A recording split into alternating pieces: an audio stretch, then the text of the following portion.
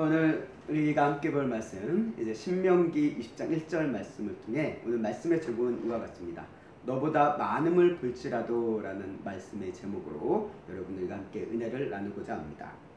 오늘 말씀은 이제 이스라엘 백성들이 적과 싸우게 될 상황을 가정하면서 그 상황 속에서 적용되어지는 말씀이 오늘 20장의 내용이다라고 우리가 이해할 수 있습니다. 그래서 오늘 20장 1절 말씀이 이렇게 시작하죠. 내가 나가서 적군과 싸우려 할 때라는 말로 1절 말씀이 시작합니다. 실제 이스라엘이라는 이 나라, 또 이스라엘의 역사와 오늘 성경을 통해서 바라본 이스라엘의 그 나라의 상황들을 바라보면 이스라엘은 항상 어떠했냐면 주변의 수많은 적들과 크고 작은 전쟁을 겪어왔다라는 것을 우리는 보게 됩니다. 그래서 이들이 왜 이렇게 전쟁을 많이 겪었냐라고 했을 때 뭐 이스라엘 민족이 전투 민족이라서가 아니라 이스라엘이라는 이 나라가 그들이 거하고 있는 땅이라는 이곳이 지정학적으로 가나안 땅이라는 지정학적인 특징 때문에 이들은 필연적으로 전쟁을 겪을 수밖에 없는 그런 처지에 있다라고도 우리는 이해할 수 있다라는 것이죠. 실제 이 가나안 땅이라는 것은 어디입니까? 이제 이스라엘 이제 애굽으로 향하는 또는 이제 해안길과 왕의 대로라는 그러니까 중앙아시아에서부터 그리고 이제 이 애굽으로 향한 이집트로 향하는 그 크게 큰 두 가지 무역로가 있는 곳이 통과하는 곳이 이 가나안 땅, 이스라엘의 가나안 땅이었고요. 그러다 보니까 이 수많은 어떤 왕래 이런 무역적인 측면뿐만 아니라 이 나라들의 어떤 패권 경쟁이 있을 때마다 하나의 군사길로서 활용되던 곳이 바로 이 가나안 땅이었다라는 거예요. 그래서 애굽이 강성할 때는 애굽이 북쪽을 치기 위해서 이스라엘의 가나안 땅을 지나가려고 했고 이제 아수르와 바벨론이 강성하면 이제 애굽을 치기 위해서 가나안 땅을 향해 나려갔다라는 것이 성경에 기록되어 있는 것을 우리가 보게 됩니다. 이런 그 강대국들의 패권 경쟁 사이에 끼어서 그야말로 늘 이리 치고 저리 치고 했던 것이 가나안 땅이라고 이야기할 수 있고요. 뿐만 아니라 이런 패권 경쟁뿐만 아니라 가나안 땅 자체만으로 봤을 때 그 땅 주변에 이스라엘 민족 외에 수많은 민족들이 그곳에 살고 있었다라는 것을 우리가 성경을 통해서 보게 됩니다. 그래서 가나안 땅에 가장 이스라엘 백성들에게 가까이 있는 민족 중 하나가 어디냐면 해안 지역에 있는 블레셋이죠. 이 블레셋과의 전쟁은 끊임없이 이어졌습니다. 이제 그래도 블레셋과의 전쟁이 한풀 꺾이게 되는 시기가 언제냐면 다윗왕의 시대 때 이제 블레셋과의 전쟁이 이제 블레셋이 한참 위축이 되어지는 그런 시기가 오지만 우리가 사사 시대를 통해서도 봐도 블레셋과의 그런 갈등, 또 사울 왕의 시대도 블레셋과의 갈등, 또 시간이 흐르면서 블레셋이 이런저런 일들을 벌이는 것들을 성경이 이렇게 기록하고 있는 것을 보게 됩니다. 가장 가까이적으로는 블레셋의 손꼽을 수 있었고요. 또 하나 어디 있냐? 모압과 암몬과 에돔이라는 형제 나라들과의 이런 갈등도 적지 않게 벌어졌다라는 것입니다. 사사기를 보면은 모압과 암몬이 자신들을 쳐들어왔다라는 이야기도 우리가 볼 수 있다라는 것이죠.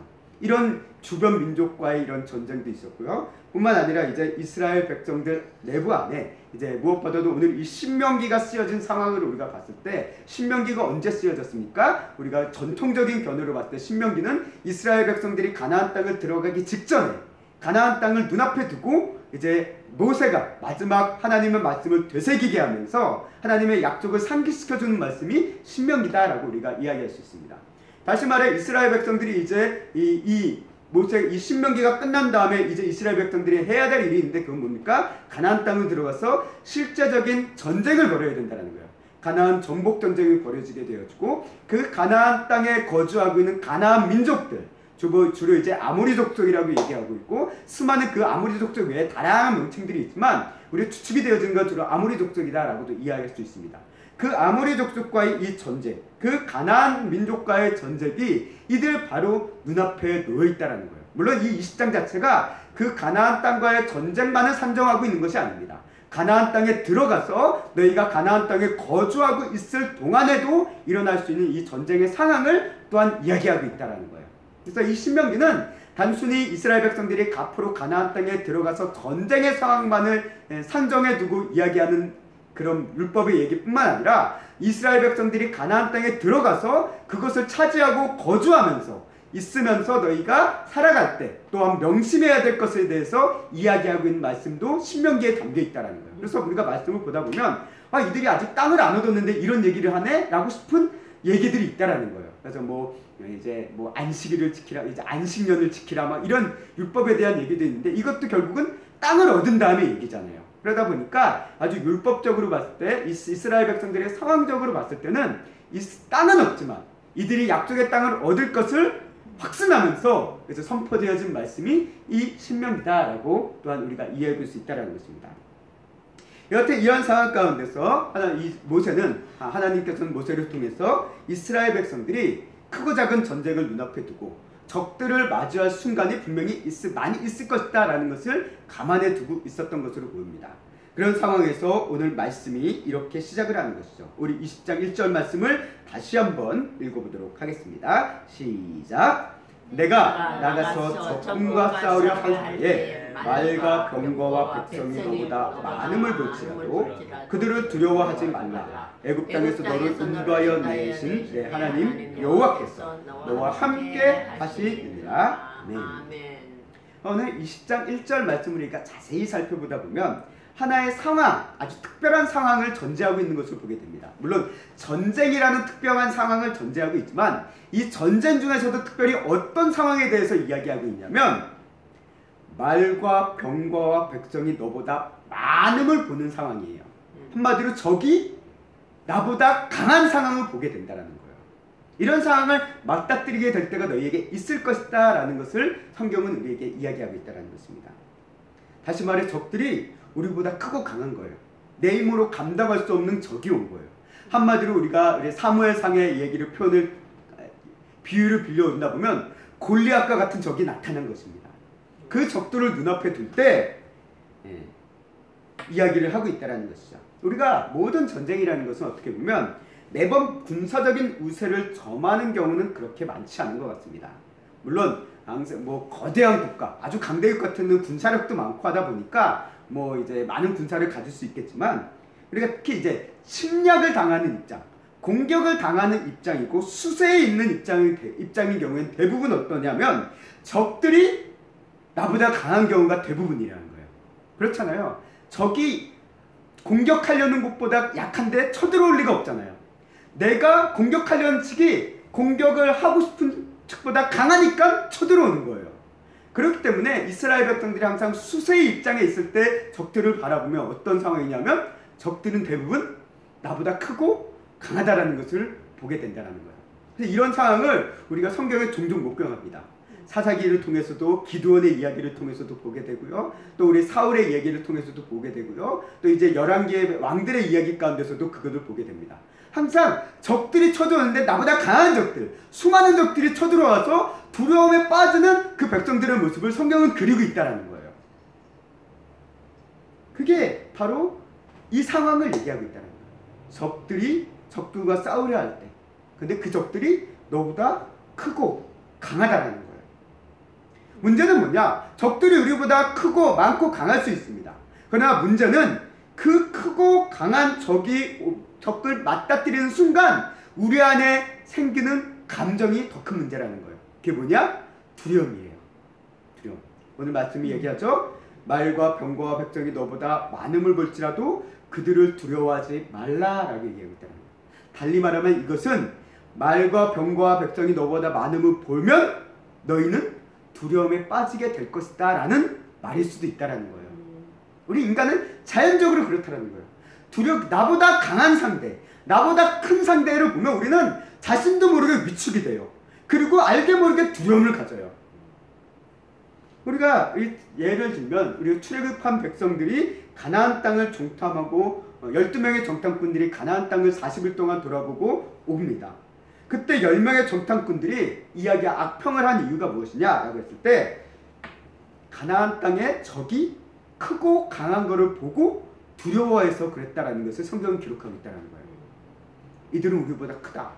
우리는 그들에 비하면 메뚜기 같다 라고 얘기하면서 우리는 그들의 밥이다 라고 얘기하면서 두려움에 빠져서 그 약속의 땅을 악평하면서 벌벌 떠는 이 10명의 정탐꾼, 그리고 그 10명의 정탐꾼의 의견에 동조를 해가지고 그 두려움이 전파돼서 우리가 망했다라고 외치는 백성들의 이야기를 우리가 출애굽기를 통해서 또 민수기 말씀을 통해서 우리가 볼 수 있다는 것입니다. 또 이 그때뿐만 아니라 어떤 경우도 볼 수 있습니까? 이제 이후에 이제 사울 왕의 시대에 블레셋과의 전쟁이 있었을 때 사울 왕의 군대가 골리앗이라는 크고 강한 장수를 만났을 때 어떻게 됩니까? 그의 등장으로 인해서 사울의 군대가 다 두려움에 빠졌다라고 성경은 기록하고 있다는 거예요. 이거는 오늘 우리도 마찬가지라는 것입니다. 실제 우리가 오늘 말씀처럼 어떤 적군과 맞서 싸우는 전쟁의 현장에 우리가 나가지는 않습니다. 그런 전쟁의 현장이 있다라고 한다면 그건 비극이기도 하고요. 그래서 뭐 지금 여전히 계속되어지는 우크라이나 내전이라든가 또 우크라이나 전쟁이라든가 또 아프리카 어떤 수단의 어떤 내전이라든가 막 이런 전쟁 비참한 데가 있잖아요.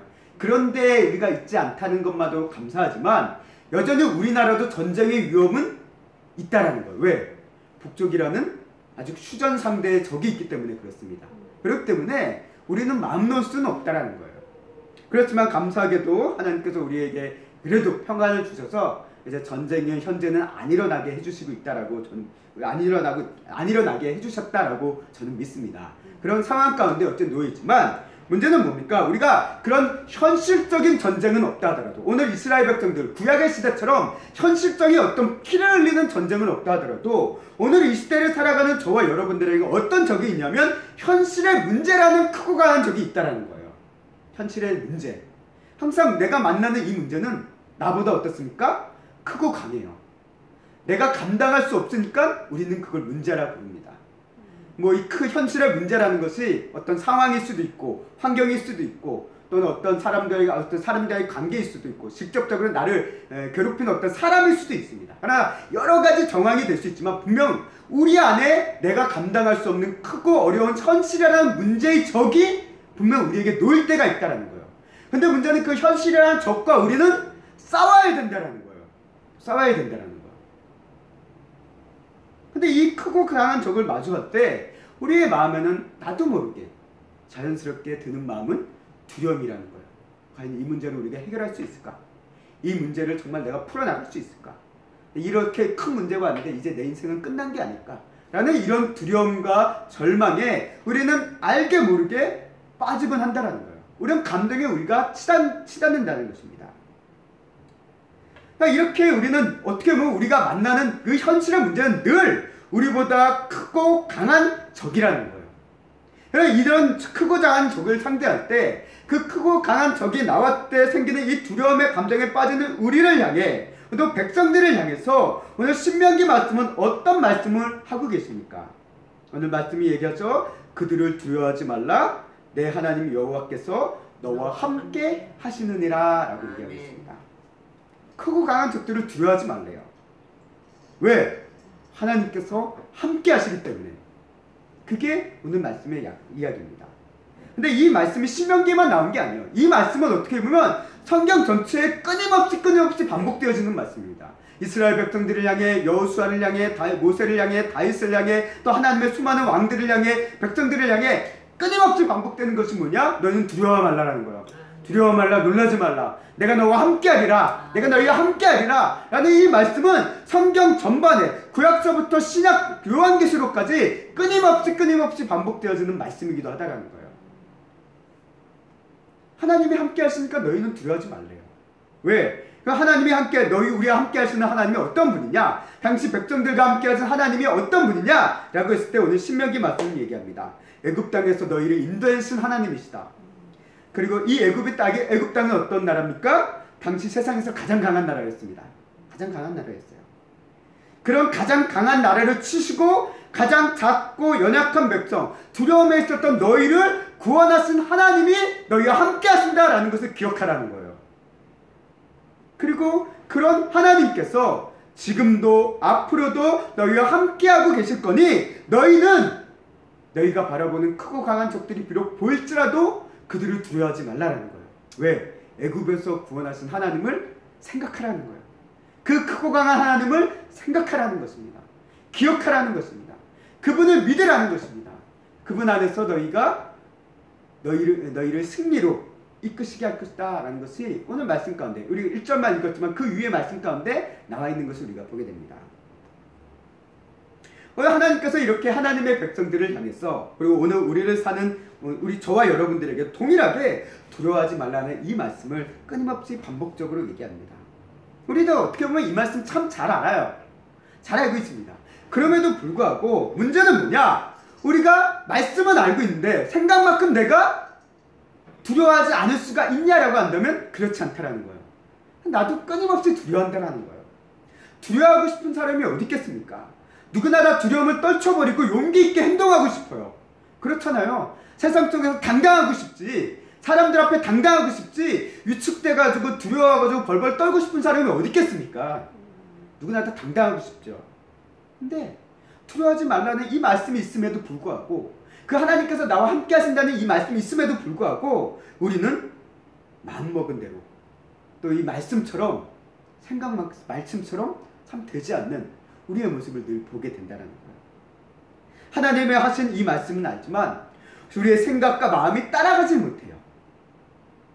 그렇기 때문에 오늘 말씀, 이렇게 강한적으로 인해 두려움을 가진 이스라엘 백성들과 우리를 향해서 구체적으로 그럼 우리가 어떻게 하면 이 두려워하지 않을 수 있을까라는 이 말씀, 실제적인 어떤 방법을 통해, 어떤 길을 통해서, 어떤 원리를, 신앙적인 원리를 통해서 우리가 그 길을 두려워하지 않을 수 있을까라는 것을 오늘 신명기 말씀이 우리에게 좀 더 구체적으로 이야기하고 있는 것을 보게 됩니다. 첫 번째로 보면 이와 같습니다. 20장 3절과 4절 말씀 함께 보도록 하겠습니다. 시작. 말하여 이르기를 이스라엘아 들으라. 대적과 싸우려고 나왔더니 마음에 겁내지 말며 두려워하지 말며 떨지 말며 그들로 말미암아 놀라지 말라. 너희 하나님 여호와는 너희와 함께 행하시며 너를 위하여 너희 적군과 싸우시고 구원하실 것이라 할 것이며. 아멘. 이 20장 3절과 4절 말씀을 하나님께서 이야기하시는데요. 이 말씀은 어떻게 보면 앞서 1장의 말씀, 예굽의 하나님께서 너와 함께 하시니 돌아가라 하지 말라라는 말씀을 좀 더 풀어서 쓴 말씀이라고도 얘기할 수 있습니다. 그러니까 어떻게 보면 1절의 말씀과 크게 다르지 않아요. 왜 이 말씀이 우리에게 어떻게 보면 우리가 두려움을 겪을 때, 현실의 큰 적을 만났을 때 도움이 되는 말씀이 있을까라고 생각해 봤을 때 먼저 이 말씀이 누가 선포하느냐가 중요합니다. 이 말씀을 누가 선포하냐 하면요, 우리 말씀이 얘기합니다. 모세를 통해서 이 백성들이 전쟁에 나가서 크고 두려운 상대를 만났을 때 누가 이런 말씀을 얘기하냐면 제사장이 백성들에게 이 말씀을 선포합니다. 먼저 제사장들이 얘기하는 거예요. 제사장. 한마디로 이 제사장들이 뭘 얘기하냐면 백성들에게, 두려움에 빠질 수 있는 그 백성들에게 뭘 선포하냐면 너희가 믿음을 가지라 라는 것을 선포하는 거예요. 아멘. 믿음을 가지라 선포하는 거예요. 너희의 구원하신 하나님을 다시 한번 생각해보고, 하나님의 그 은혜를 생각해보고, 하나님의 역사하심을 생각해보고, 우리의 삶과 함께 하셨던 하나님의 그걸 기억하며 그분을 믿고 두려워하지 말라는 그 믿음의 선포, 그 신앙의 선포가 오늘 제사장들을 통해서 먼저 이루어지는 것을 우리가 보게 됩니다. 이게 제사장들이 이야기하는 거예요. 오늘 어떻게 보면 오늘 이 시대를 살아가는 두려움, 현실의 어려움이란 큰 적을 만났을 때 두려움에 빠진 우리 성도들을 향해서 어떻게 보면 교회와 목회자가 해야 되는 가장 첫 번째 길이 이것이다 라고 생각되어집니다. 우리 성도들을 향해서 우리 목회자들은 이야기합니다. 두려워하지 마십시오. 놀라지 마십시오. 현실의 어려움 가운데 주저앉지 마십시오 라고 교회는 선포를 하고, 그 선포를 여러분들은 이 교회라는 공간을 통해서 들으셔야 된다는 것입니다. 왜? 우리가 사람이라는 게 그렇잖아요. 어떤 어려운 일이 있어서 사람들이 모여서 으쌰으쌰 하다 보면 그냥 마음을 모아서 또 힘을 모아서 나갈 때가 있잖아요. 근데 이제 이 성도들 앞에서 이 말씀을 하는 건 다시 으쌰으쌰 하기 위해서가 아니라, 이건 뭡니까? 우리 안에 흔들리고 있는 믿음을 다시 한번 붙잡게 하기 위해서 선포하시는 거예요. 너희 하나님을 믿으십시오. 우리가 잠깐 우리의 감정 때문에 흔들리고 있는 마음을 다시금 붙잡고 우리의 하나님을 다시 한번 생각하십시오. 그분이 어떠한 분인지를 떠올려 보십시오. 그분의 구원하심을 생각해 보십시오 라고 선포하고 우리 성도들에게 이야기한다는 것입니다. 그렇기 때문에 우리 성도님들은 힘든 문제, 현실의 문제라는 크고 강한 적을 만났을 때 이 말씀의 자리, 하나님의 이 구원의 선포하심의 자리, 믿음의 자리에 와서 그 말씀을 먼저 들으셔야 될 필요가 있다는 것입니다. 어려운 일이 있을 때 하나님의 말씀을 들으셔야 된다는 거예요. 하나님께서는 여러분들을 위해서 싸우십니다. 하나님께서는 여러분들을 구원하십니다. 크고 강한 적을 있는데 그분은 그 크고 강한 적보다 더 강하신 하나님께서 그들을 물리치실 것을 여러분들은 믿으시기 바랍니다 라는 이 믿음의 선포를 우리는 듣고 그거를 통해서 우리의 믿음을 다시 한번 붙들고 세우시는 순간이 필요하다는 거예요. 이게 오늘 말씀 가운데 이어지는 첫 번째 얘기입니다. 전쟁 가운데서 나아가는 백성들을 향해서 먼저 행해야 될 첫 번째 명령이었어요. 오늘 모세가 얘기합니다. 그래서 제사장이 전쟁터로 나가는 백성들에게 나아가서 먼저 이 말씀을 선포하라 라는 것을 이야기하고 있습니다. 그 다음에 두 번째 보도록 하겠습니다. 두 번째는 5절서부터 8절까지의 내용인데요. 5절서부터 8절까지의 말씀은 제가 너무 길어서 PPT를 써주지 않았습니다. PPT 써주지 않았는데 우리 5절서부터 8절까지의 말씀을 한번 찾아서 함께 읽어보도록 하겠습니다. 신명기 20장 5절에서부터 8절까지의 말씀을 함께 보도록 하겠습니다.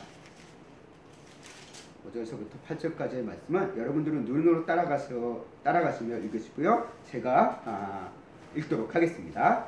책임자들은 백성에게 말하여 이르기를 새 집을 건축하고 낙성식을 행하지 못한 자가 있느냐? 그는 집으로 돌아갈지니 전사하면 타인이 낙성식을 행할까 하노라. 포도원을 만들고 그 가시를 먹지 못한 자가 있느냐? 그는 집으로 돌아갈지니 전사하면 타인이 그 가시를 먹을까 하노라. 여자와 약혼하고 그와 결혼하지 못한 자가 있느냐? 그는 집으로 돌아갈지니 전사하면 타인이 그를 데려갈까 하노라 하고 책임자들은 또 백성에게 말하여 이르기를 두려워서 마음이 허약한 자가 있느냐? 그는 집으로 돌아갈지니 그의 형제들의 마음도 그의 마음과 같이 낙심될까 하노라 하고 아멘. 이게 5절에서부터 8절까지의 말씀입니다. 5절에서 8절까지의 말씀이 결국 뭘 얘기하고 있냐면 두 번째 지침입니다. 그건 뭐냐면 책임자들의 실제적인 대처가 필요하다는 거예요. 대응을 얘기하고 있습니다. 우리가 적들로 인해서 두려움을 가질 때 그 두려움은 단순히 강한 적으로 인한 두려움보다는 그 강한 적으로 인해서 내게 생기는 피해를 생각하면서 우리는 가지는 두려움이 상당수가 많다. 상당수라는 거예요. 단순히 적이 두려운 게 아니에요. 그 적이 나에게 줄 피해가 솔직히 두려운 거예요. 그렇잖아요. 그러니까 크고 강한 적들을 만났을 때 그 크고 강한 적을 잡으면 약간 위축될 수 있지만 그 사람이 나에게 아무 해코지 않는다면 두려울 게 없어요. 근데 문제는 뭡니까? 그 강한 적이 나를 해코지할 때 그로 인해서 내가 피해를 당하고 그로 인해서 어려움을 당하고 내 삶에 어떤 문제가 생기는 위험을 당할 때 우리는 그런 상황을 상상해보며 우리는 두려움을 빠지게 된다는 것입니다. 오늘 말씀이 얘기하는 5절에서 8절까지의 말씀이 바로 그와 같은 상황을 얘기하고 있는 거예요. 몇 가지 상황을 얘기하고 있죠. 네 가지 상황을 얘기하고 있습니다. 하나는 낙성식을 얘기하고 있고요. 하나는 새집을 그러니까 포도원을 심고 가시를 못한 사람, 또 하나는 약혼을 했지만 결혼하지 못한 사람, 그리고 마지막으로는 마음이 원래 두려운 사람, 마음이 허약한 사람. 이 네 가지의 경우를 이야기를 하고 있습니다. 이 모두 다 이 자신이 가진 어떤 삶의 환경 가운데 내가 혹시 전쟁에 나가서 죽음으로 인해서 그로 인해서 내가 이루고자 하는 내가 얻을 수 있는 그런 이익들을 놓치게 되는 그런 불안과 염려에 빠지게 되어지는 사람들에 대해서 언급을 하고 있다는 거예요. 그래서 낙성식, 낙성식으로 오늘날로 얘기하면 이거예요. 집을 분양받고 새 집으로 이사하기 전이라는 거예요. 새 집으로 이사해야 되는데 이사도 못하고 전쟁터로 끌려가는 거예요. 그런 상황에 있는 사람을 얘기합니다. 그 전쟁터로 끌려가서 살아 돌아오면 괜찮은데 죽고 나면 내가 분양받은 집이 남의 집이 된다는 거죠. 그러니까 그것 때문에 불안하고 염려하는 사람들이 있을 수 있는 그런 사람은 돌려보내라 라고 얘기하고 있다는 거예요. 또 두 번째는 뭡니까? 포도가시를 심고 그 가시를 먹지 못한 사람. 한마디로 애쓰고 땀 흘려서 정말 포도를 심었는데 이제 수확의 결실만을 기다렸고 이 수확을 한번 따먹어보고자 하는 그것을 기다리고 있는 사람이 전쟁터로 끌려가서 죽고 돌아온다고 한다면 그 사람의 애씀과 수고가 남의 것이 되니까 그런 불안과 염려 때문에 전쟁터에서 제대로 싸우지 못할 수도 있으니까 그런 사람은 돌려보내라 라고 이야기하고 있다는 거예요. 그 다음에 약혼하고 결혼하지 못한 사람, 그런 사람도 얘기합니다. 약혼을 했는데 결혼까지는 못했어요. 그러다 보니까 이제 혹시 약혼한 사람이 나가서 전쟁터에 가서 죽고 나면 이 약혼한 이 여자가 다른 사람과 결국 결혼하게 되니까 나는 뭐가 되냐 라는 그런 불안과 염려 가운데 빠진 사람이 있을 수 있으니 그런 사람은 돌아가라 라고 얘기하는 거예요. 그리고 마지막으로 마음이 허락한 자, 한마디로 매사에 두려워하는 사람이에요. 시도 때도 없이 불안해하는 사람이에요. 이런 사람은 애초부터 전쟁터에 오지 말라는 거예요. 왜? 그 불안과 염려가 다른 사람에게 전파될 테니까 오지 말라는 거예요. 이렇게 책임자들이 얘기합니다. 이 전쟁터 안에서 사람들에게 불안을 퍼뜨리고 염려를 퍼뜨릴 수 있는 이런 사람들을 애초에 돌려보내라는 거예요. 이 말씀은 무엇이냐 라고 봤을 때 결국 하나님을 믿으니까 두려워하지 말라라는 이런 원론적인 말로 끝나는 것이 아니라 우리 안에 있는 이 두려움의 문제를 이제는 그 믿음 안에서 실제적으로 원인을 해결할 수 있는 길도 우리는 찾아야 된다는 거예요. 우리가 하나님을 믿습니다. 하나님께서 함께 하시는 믿습니다. 하나님께서 역사하시고 승리하실 것을 믿습니다. 라고 그 믿음의 약속의 말씀을 믿지만 여전히 내 안에 남아있는 불안과 염려로 인해 생기는 이 두려움을 우리는 파악을 해야 된다는 거예요. 하나님의 약속을 말씀을 믿는데 그 말씀은 확신한데 왜 나는 두려워하고 있는 걸까? 왜 나는 지금 불안에 떨고 있는 거야? 내 안에 이 두려움에 생겨야 하는 불안과 미련의 도대체 뭘까? 라는 것을 우리는 이 책임자들처럼 내 자신을 바라봐야 된다는 거예요. 확인해보고 그 문제를 찾으셔야 된다는 것입니다. 그래서 내가 지금 이것 때문에 이 두려움을 떨쳐버리지 못하고 있구나. 내가 이런 것 때문에 내가 지금 두려워하고 있구나 라는 것을 우리는 발견하고 그 문제의 원인을 우리는 해결해 가야지만 비로소 하나님께서 원하시는 두려움 없이 믿음으로 나아갈 수 있는 그런 믿음의 군사로서 설 수 있음을 오늘 말씀은 우리에게 얘기한다는 거예요. 만약에 하나님께서 제사장들이 얘기하는 걸로 끝났다라고 한다면 책임자에 대한 얘기는 이야기할 필요 없었을 거예요. 근데 이 얘기를 책임자들이 이런 이야기를 한 이유는 무엇입니까? 말씀이 가장 중요하지만 우리가 사람이니만큼 그 말씀을 붙잡고 있어도 여전히 남아있는 불안과 염려로 인한 두려움이 있다는 거예요. 이것을 완전히 해결하지 않는 이상, 이 문제를 완전히 해결하지 않는 이상 우리는 그 두려움이 언제 폭발할지 모른다는 거죠. 그래서 그 문제를 애초부터 해결하는 거죠. 원인을 해결하기 위해서 오늘 4가지의 상황을 얘기하고 있지만 오늘 저와 여러분들의 상황은 이와 같은 또 다른 상황일 수도 있죠. 내가 뭐를 염려하고 있는지, 내가 뭐 때문에 두려워하고 있는지, 내가 뭐 때문에 어떤 불안과 미련과 염려를 가지고 있는지 우리는 우리 자신을 통해서 돌아볼 필요가 있다는 것입니다. 건강에 대한 불안과 미련 때문인지, 아니 가족에 대한 불안과 미련 때문인지, 아니면 내 미래에 대한 불안과 미련 때문인지, 아니면 내가 지금 애쓰고 있는 어떤 일터의 평안함 때문인지, 어떤 내가 가지고 있는 어떤 불안과 미련에 대한 그로 인해서 생기는 두려움, 내가 지금 믿음을 가지고 용기 있게 나아가지 못하게 하는 그 두려움의 정체를 우리는 파악을 할 필요가 있다는 거예요. 그러지 않으면 우리는 나아갈 수가 없습니다. 우리가 하나님을 믿고 하나님의 구원하심을 믿음에도 불구하고 여전히 우리 안에 두려움이 남아 있다면 내 그 두려움의 원인이 무엇인지를 우리는 확인해 볼 파악을 해야 된다는 것입니다. 자, 우리가 예수님을 찾아온 부자 청년의 예를 한번 떠올려 볼게요. 그 예수님이 부자 청년이 예수님을 찾아와서 예수님을 만났다가 돌아갑니다. 왜 돌아갑니까? 재산에 대한 미련 때문이에요. 내가 이 재산을 포기하고 예수님을 따라갈 때 올 수 있는 불안과 염려로 인한 두려움 때문에 예수님을 따라가지 못했다라는 것을 우리는 성경을 통해서 봅니다. 많은 재산을 포기하는 것에 대한 염려와 불안이 예수님을 따라가는 것에 대한 두려움을 갖게 했다라고도 우리는 이해해 볼 수 있다는 거예요. 저와 여러분들도 마찬가지입니다. 믿음을 가지고 나아가면 된다라고 얘기했지만 정작 이 믿음을 가지고 나아갈 때 내가 가지고 나가는 이 순간 내 안에 있는 뭔가를 포기해야 되는 불안과 염려에 대한 어떤 두려움, 생길 수 있는 두려움 때문에 그 믿음의 발걸음을 내딛지 못하는 우리의 모습을 우리는 얼마든지 늘 우리 자신을 통해서도 발견하게 된다는 것입니다. 그렇습니다. 오늘 우리의 삶은 그렇기 때문에 오늘 이스라엘 백성들처럼 실제 어떤 주변에 있는 민족과의 싸움이라기보다는 오늘 우리 그리스도인들의 싸움은 어떤 싸움입니까? 오늘 찬양에 부른 것처럼 혈과 육의 싸움이 아니라 공중 권세를 잡은 마귀 사단과의 영적 싸움이다라고 우리는 이야기할 수 있다는 거예요. 물론 우리가 현실적인 어려움 자체로 다투고 있기 때문에 실제적인 체감되어지는 어떤 상황과 사람들과의 다툼이 있을 수 있습니다. 그러나 그 모든 것들의 본질, 그 내면을 꿰뚫고 우리가 파악해 본다면 그 본질은 어디에 있냐? 결국 영적 전쟁 안에 있다라는 거예요. 아멘. 그리고 이 영적 전쟁 가운데서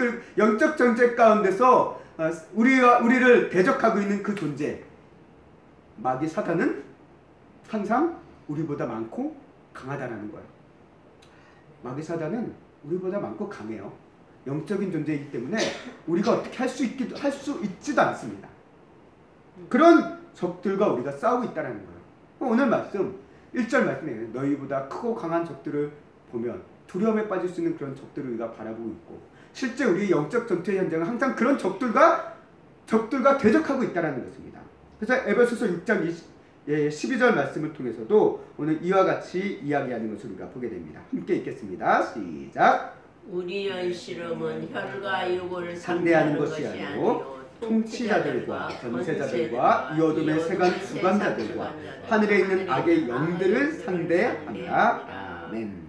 여기는 씨름이라고 나와 있지만 세번역의 성경을 보면 이건 싸움이라고 나와 있습니다. 그래서 뭐 씨름이나 싸움이나 다투는 거니까 우리가 같은 맥락으로 이해하시면 될 것 같고요. 결국 우리는 싸우게 하는 이 대적, 또 그 대적들은 항상 우리보다 크고 강한 적들이라는 것입니다. 그런 적들을 우리가 두려움에 벌벌 떨며 우리가 넘어지고 쓰러지는 것이 아니라 그들과 싸워 이기기 위해서는 우리는 결국 우리 안에 있는 두려움을 해결하지 않으면 안 된다는 거예요. 그 두려움을 극복하고 싸우지 않으면 안 된다는 것입니다. 그래서 우리가 물질에 대한 미련, 건강에 대한 미련, 가정에 대한 미련, 미래에 대한 미련과 불안, 이 모든 것들을 가지고 있는 이 미련과 불안에 대한 문제가 해결하지 않으면 우리가 영적 전쟁의 현장에 온전히 나아갈 수가 없는데요. 그렇다면 우리가 이 미련, 불안, 이 염려를 어떻게 해결할 수 있을까요? 우리 성도들에게 필요한 물질을 마음껏 가지게 해주면 그게 해결이 될까요? 건강을 마음껏 건강하게 해주면 해결이 될까요? 가정을 얼마나 화목하게 해줘야지 해결이 될까요? 미래를 얼마나 희망차게 해줘야지 해결이 될까요? 어떤 방법으로 해결이 안 됩니다. 가지면 가질수록 사람은 더 불안해요. 가져도 모자라도 느끼는 게 사람입니다. 인간적으로는 솔직히 답이 없어요. 끝없이 채워줘야지만 되는 게 인간의 탐욕입니다. 탐욕. 그렇기 때문에 우리가 해결할 수 없는 이 미련과 염려에 대한 이 불안, 이 문제를 해결할 수 있는 것은 누구에게 있느냐? 예수 그리스도께 있다라고 오늘 성경은 얘기합니다. 베드로전서 5장 7절 말씀을 함께 읽겠습니다. 시작. 너희 염려를 다 주께 맡기라. 이는 그가 너희를 돌보시리라. 아멘. 자, 우리 염려, 불안을 생기고 두려움을 생기는 이 염려를 다 주께 맡기래요. 그가 예수님께서 우리를 돌보실 것이다 라고 약속하고 계신다는 것입니다. 그리고 이 약속의 말씀을 통해 교회는 우리 성도들에게, 크고 강한 적들 앞에 선 성도들에게 선포한다는 거예요. 그리고 이 말씀이 선포되어질 때 성령님께서 이 말씀을 통해서 우리의 심령 가운데 역사하시는 그 순간 우리는 우리 안에 있는 불안과 염려와 미련이 잠재워지고 두려움이 떨쳐지게 되는 것을 우리 스스로가 경험하게 될 것입니다. 이 문제는 우리의 힘으로 해결할 수가 없어요. 여러분들에게 불안하지 마십시오. 염려하지 마십시오. 아무리 해도 우리는 안 돼요. 제가 정신과는 가보지 않았지만 정신과 의사들이 얘기하면 환자들한테 염려하지 마세요. 스트레스 받지 마세요. 정신과 의사뿐만 아니라 많은 의사들이 얘기해요. 스트레스 받으면 안 됩니다 라고 얘기하지만 스트레스 안 받는 사람이 어디 있습니까? 받고 싶지 않아도 스트레스 받아요. 아무리 우리가 노력해도 안 되는 부분이라는 거예요. 이 문제를 진짜 해결해 줄 수 있는 분은 누구냐? 예수 그리스도라는 것입니다. 주님께 모든 것을 우리가 맡길 때 주님이 우리의 돌보심 가운데 우리가 그 돌보심을 받으며 살아갈 때 우리는 진정한 평강과 안정 속에서 우리 모든 불안과 염려를 떨쳐버릴 수 있고 그 안에서 우리가 두려움을 이길 수 있음을 성경은 우리에게 말씀하고 있다는 것입니다. 그렇기 때문에 우리 성도 여러분, 오늘 이 말씀 베드로전서 5장 7절 말씀을 받고 두려워하지 말고 주께 맡기십시오. 또 이것을 연습하십시오. 훈련하십시오. 우리가 주님께 맡기는 훈련을 우리가 그렇기 때문에 해야 된다는 것입니다. 이게 우리의 신앙의 훈련이에요. 믿음으로 맡기고 하는 것. 그래서 우리가 주님께 맡긴다라는 것은 결국 어떤 것이냐? 내 안의 불안과 염려를 또 살펴보면서 우리가 믿음으로 그것을 끊어내는 실제적인 행동으로도 이어진다는 거예요. 내가 이런 불안이 있구나. 이런 염려를 발견해 주셨구나. 그렇다면 이 문제를 내가 끊어내고 해결하기 위해서는 지금 나에게 필요한 게 무엇일까? 내가 바꿔야 될 행동이 무엇일까? 내가 변화해야 될 습관이 무엇일까? 라는 것을 우리가 기도하며 하나님께 되물을 때 하나님께서는 그 길을 우리에게 알려주시고 깨닫게 해주시고 또는 그것이 내 힘으로 부족하다라고 할 때 우리를 도와줄 수 있는 또 함께 할 수 있는 사람들을 붙여주실 것을 우리 성도님들은 믿으시길 바랍니다. 아멘. 이제 말씀을 마치겠습니다. 오늘은 항상 우리보다 크고 강한 적을 만납니다. 현실의 어려움이라는 적을 늘 만납니다. 그리고 무엇보다도 이 현실의 어려움을 탈쓰고 있는 마귀와 사단이라는 영적 대적자가 우리 앞에 늘 놓여 있습니다. 그리고 이들이 이렇게 크고 강한 적을 마주할 때 우리는 나도 모르게 두려움이라는 감정에 빠지고 나도 모르게 불안과 염려 속에서 안절부절하는 우리의 모습을 보게 됩니다. 그러나 오늘 말씀은 우리에게 분명히 이야기합니다. 함께 하시는 하나님, 싸우시는 하나님, 구원하시는 하나님을 믿으시기 바랍니다. 아멘. 우리보다 크고 강한 적보다 더 크고 강한 위대하신 하나님을 믿으시고 바라보시길 바랍니다. 그리고 이 강한 적들을 바라봄으로 인해서 내 마음에 생긴 이 두려움의 실체를 또 파악하시길 바랍니다. 내 안에 어떤 불안이, 내 안에 어떤 미련이 두려움이 주고 있는지를 우리가 파악하고 오늘 책임자가 그 두려움을 가진 자들을 다 돌려보낸 것처럼 우리 안에 이 두려움을 끊는 그런 습관, 방법들을 또 말씀 가운데서 또 믿음 가운데서 우리가 찾아 나아가시는 우리 귀한 성도님들이 되시기를 간절히 소망합니다. 이를 통해 우리보다 강해 보이고 많은 적도 능히 이길 수 있었던 요수아와 갈렙처럼 그리고 골리앗 앞에 선 다윗처럼 믿음의 용사로서 또 믿음의 승리의 길을 향해 나아갈 수 있는 우리 귀한 새움교회 성도님들이 될 수 있기를 주님의 이름으로 간절히 소망하고 축원합니다.